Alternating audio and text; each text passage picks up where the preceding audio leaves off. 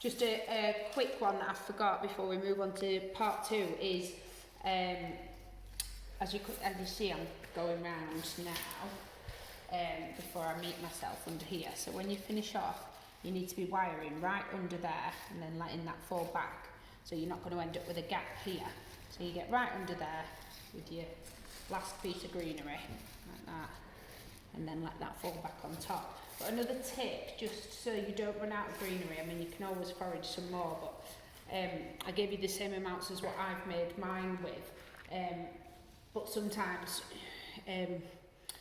just to divide it up properly so you don't end up with sort of one type of foliage in one bit and then you think, oh, I've actually run out of bracken or whatever it is. If you split everything into 4 piles, so remember I was saying about splitting the different foliages up, what you can actually do then is I go along like this sometimes when I'm working out on events and you know you don't want to run out while you're out on site.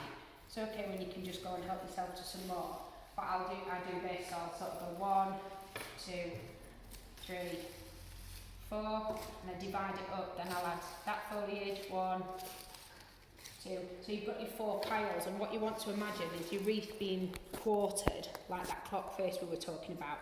If you get to here and you've used all that pile, you're going through your foliage too quick, so you need to be sort of spreading it out. The biggest mistake, sort of common mistake that I see people doing, is they don't move this. So what happens is they keep that there and they'll bind on, and they've got a lovely shape with their binding like this, but you must then move it and put your bind point here. What people tend to do is they keep going in the same spot, and what you'll find is the foliage just builds up and up and up, coming this way, but you never actually get any further down the wreath. What you need to make sure you're doing all the time is, as you wire that one on, you're tipping it just very slightly like that before you lay that next one on.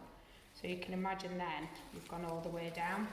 So it doesn't take as much foliage as you think. You sort of laying that on and then slightly moving that bind point.